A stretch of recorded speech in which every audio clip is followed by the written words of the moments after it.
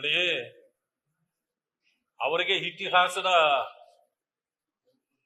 ಪರಿಚಯ ಕಡಿಮೆ ಅಂತ ನನಗೀಗ ಅನಿಸ್ತದೆ. ಅವರು ಮಾನ್ಯ ಸಚಿವರು, ಗೌರವದಿಂದ ಹೇಳ್ತೇನೆ, ಇಂತಹ ವಿಚಾರಗಳಿಗೆ ನೀವು ಕೈ ಹಾಕ್ಲಿಕ್ಕೆ ಹೋಗ್ಬೇಕು. ಯಾಕೆಂದ್ರೆ ಇತಿಹಾಸ ಗೊತ್ತಿದ್ದವರು ಮಾತ್ರ ಇತಿಹಾಸದ ಬಗ್ಗೆ ಮಾತಾಡಬೇಕು.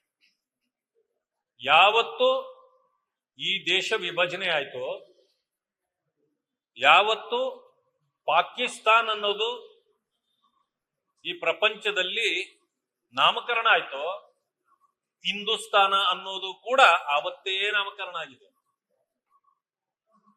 ಕಾಂಗ್ರೆಸ್ ಅಧಿಕಾರಕ್ಕೆ ಬರೋದಕ್ಕೂ ಮುಂಚೆ ಪಾಕಿಸ್ತಾನ್ ಮತ್ತು ಹಿಂದೂಸ್ತಾನ್ ಅನ್ನೋ ಹೆಸರುಗಳು ಪ್ರಚಲಿತವಾಗಿದ್ದವು. ಇದು ಇತಿಹಾಸ. ಕಾಂಗ್ರೆಸ್ ಅದನ್ನ ಹಿಂದೂ ಮಾಡ್ಲಿಕ್ಕಾಗ್ಲಿಲ್ಲ, ಮುಂದೂ ಮಾಡ್ಲಿಕ್ಕಾಗ್ಲಿಲ್ಲ. ಆದ್ರೆ ಇವತ್ತು ಹೇಳ್ತಾರ ಅವರು, ಈ ದೇಶ ಹಿಂದೂಸ್ತಾನ್ ಆಗ್ಲಿಕ್ಕೆ ನಾವು ಬಿಡಲ್ಲ ಅಂತ.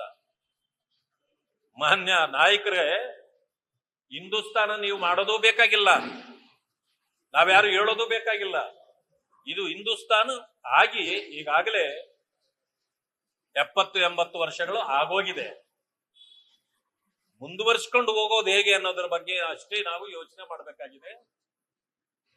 ನೀವು ಅಡ್ಡ ನಿಂತರೂ ಈ ದೇಶ ಹಿಂದೂಸ್ತಾನ್ ಅನ್ನೋದನ್ನ ನಾವು ಹೇಳದೇ ಇದ್ರು ಕೂಡ, ಇದಕ್ಕೆ ಈ ದೇಶಕ್ಕೆ ಹಿಂದೂಸ್ತಾನ್ ಅಂತಕ್ಕಂಥ ಹೆಸರನ್ನ ಕೊಟ್ಟಿದ್ದೆ ಮುಸಲ್ಮಾನ ಬಂಧುಗಳೇ.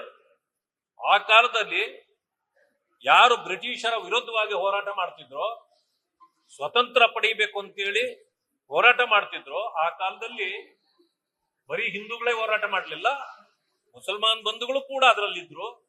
ಅವರು ಅವತ್ತು ದೇಶ ವಿಭಜನೆ ಮಾಡತಕ್ಕಂಥ ಕಾಲದಲ್ಲಿ ಇದು ಹಿಂದೂಸ್ತಾನ, ನಮಗೆ ಪಾಕಿಸ್ತಾನ ಬೇಕು ಅಂತ ಮಾಡಿಕೊಂಡು ಪಾಕಿಸ್ತಾನ ಮಾಡ್ಕೊಂಡು ಹೋದವರೇ ಹೊರತು ಆ ಕಾಲಕ್ಕೇನೆ ಹಿಂದೂಸ್ತಾನ ಅನ್ನೋದು ಪ್ರಚಲಿತವಾಗಿತ್ತು. ಕಾಂಗ್ರೆಸ್ ಕುರುಡು ಕಾಂಗ್ರೆಸ್ ಅದು. ಇವತ್ತ ಆ ಕಾಂಗ್ರೆಸ್ ಒರಿಜಿನಾಲಿಟಿ ಏನು ಉಳಿದಿಲ್ಲ ಬಿಡಿ. ಆದ್ರಿಂದ ಅವರು ಮಾತಾಡಿದ್ದಾರೆ ಹೊರತು ಇದು ಹಿಂದೂಸ್ತಾನ ಅನ್ನೋದನ್ನ ಯಾರು ಆದ್ರೂ ಮರೆಯೋಂಗಿಲ್ಲ.